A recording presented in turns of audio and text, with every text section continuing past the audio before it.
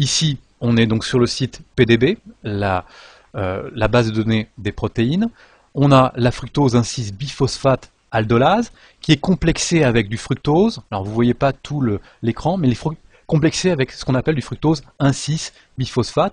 Autrement dit, ce n'est rien d'autre que notre substrat. Alors vous voyez qu'elle a une structure très complexe. Il y a globalement, on les voit, ces sous-unités dans la structure secondaire, il y a globalement 4 sous-unités. On peut mettre dans le site, on peut lui demander de représenter qu'une seule sous-unité. Donc je vais vous charger la seule et unique sous-unité.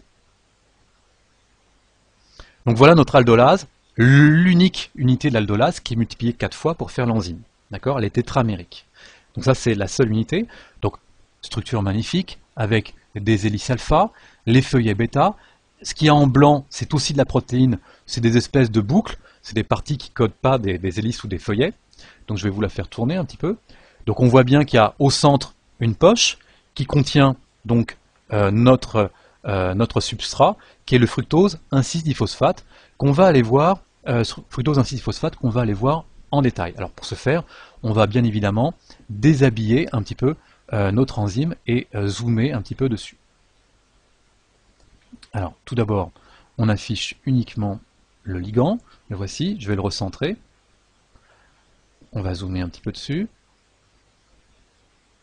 Voilà, le recentrer à nouveau. Est-ce que c'est bien le fructose 1,6-diphosphate? Alors, dans notre site actif, on a le fructose linéarisé, avec le C doublé en haut, et on a le NH2, il n'est pas du tout encore lié.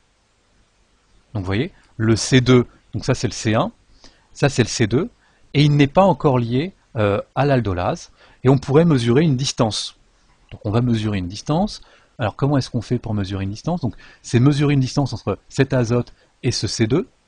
Alors on clique droit, on fait mesure, on fait cliquer pour une mesure de distance, et puis là on se met sur le bleu, on clique un coup, on a un nouveau réticule, et on se dirige vers le C2.